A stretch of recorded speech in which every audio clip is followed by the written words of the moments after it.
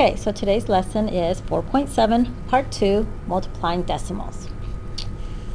So here's all your steps for multiplying decimals. Step 1 is to set up your problem vertically. Step 2 is to do not line up the decimals. You had to line up the decimals for adding and subtracting, but for multiplying decimals, do not line up the decimals. Step 3 is to multiply. Step 4 is to count how many numbers are behind the decimal in your original numbers. Step 5, move the decimal that many places in your answer. And step 6 is to add zeros if necessary. Alright, so here are your examples. 9.2 times 0.6. So step 1 says this to do it vertically. So you write 9.2 times 0.6. Now you're not supposed to line up the decimals, but what happens is because it just automatically lines up for 0.6. So let's multiply. 6 times 2 is 12. 6 times 9 is 54, plus 1 more is 55. Okay, step 4 says count how many numbers are behind the decimals in your original numbers. So looking at here, 9.2, you always start on the right hand side. How many times did the decimal jump to get to where it's originally? And it jumped only once. Looking here, the decimal always starts on the right hand side and it jumps over to get 0.6 and it jumped once. Total amount of times it jumped was twice. So that means that your decimal has to jump twice in your answer. So it'll be 1, 2. So my answer is 5.52. Here's your second problem.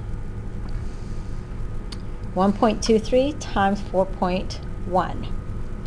So you write 1.23. Remember, you're not lining up the decimal, so I'm just going to write 41 right underneath the 2 and the 3, and then put my decimal between the 4 and the 1. Now you're going to multiply. 1 times 3 is 3, 1 times 2 is 2, and 1 times 1 is 1. Cross out the 1 and put a 0 as soon as you cross that out. Now you're going to multiply by 4.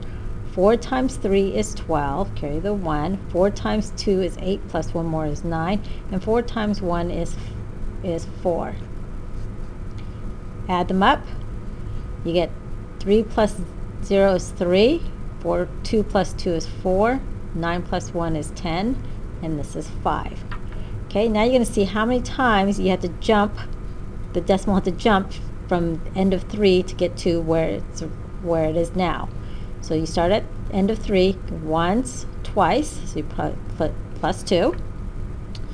Here it jumped once, plus 1. Total times is 3. So you have to move the decimal, starting on the right hand side, 3 times you make the decimal jump. So your answer is 5.043.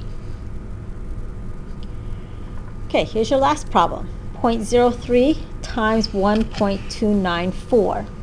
Now for me, I don't like my small numbers up at the top and then the bigger, and then the 4 digits on the bottom. I prefer my bigger digits on top. So 1.294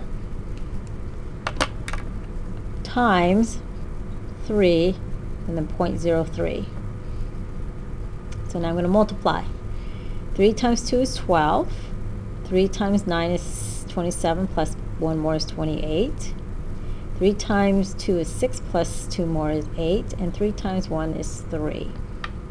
Now you got to see how many times the decimal jumped from at the end of 4 all the way to in between 1 and 2. So you count 1, 2, 3. So you write plus 3. Then you do 1, 2, plus 2. Total time is 5. So that means I have to move the decimal 5 times. 1, 2, 3, 4, 5. Now there is nothing here. So this is where you have to add your 0. So your answer is 0.03882.